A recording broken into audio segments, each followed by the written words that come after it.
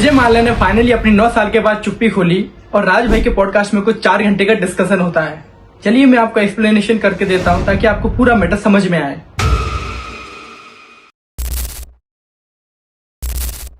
Starting होती है कि किस तरीके से विजय माल्या का राइज होता है। किंगफिशर के राइज और यूवी ग्रुप के राइज के बारे में बात होती है। बियर का 52% मार्केट ये एक्वायर कर लेते हैं। विस्की के इंडिया नंबर 1 ब्रांड बन जाते हैं। मार्केट के किंग होते हैं। आईपीएल की मुंबई इंडियंस की बिड एक छोटे से मार्जिन से हार जाते हैं और यहाँ पे टर्न मारते हैं अंबानी को कि यहाँ पे तो इनसे हारना ही बेहतर है।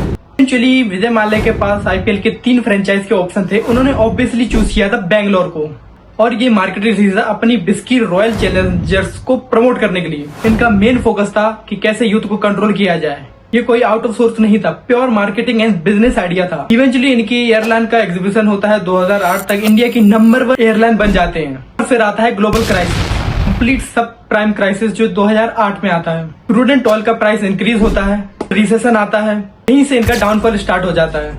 एयर डेकन को ये बाय करते हैं मल्टी स्ट्रेटेजी के तहत। ओवरऑल लोन की बात की जाए तो कुछ लोग कहते हैं 9,000 करोड़ तो कुछ लोग कहते हैं 11,000 करोड़, लेकिन विजय माल्या का कहना है कि एग्जैक्ट लोन 6,203 करोड़ का था।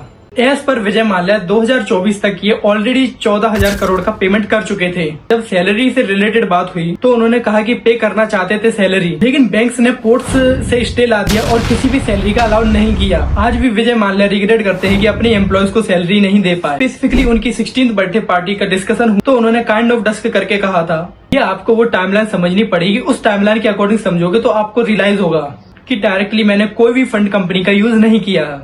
2016 में जब ये लंदन भागे थे तो इनका कहना है कि फाइनेंस मिनिस्टर से कंप्लीट बातचीत करके ये लंदन गए थे। जाने के बाद इनका पासपोर्ट जब्त हो जाता है और इन्हें एक स्किप गुड बनाते हुए सिस्टम कंपनी ने इन्हें जिंदा रखा, जिन्होंने मल्टीपल सेटलमेंट की बात करी पर इनका पासपोर्ट रिबूट हो चुका था। ये इंडिया भी नहीं आ सकते थे तो उन्होंने मल्टीपल सेटलमेंट का ट्राई किया, बार बार ट्राई करते रहे। बैंक के थ्रू सेटलमेंट करने की कोशिश की लेकिन बैंक ने इनका सेटलमेंट रिजेक्ट कर दिया। ऑल्सो बैंक ने ये भी कहा कि आपकी जगह कोई और होता तो हम सेटलमेंट करने देते।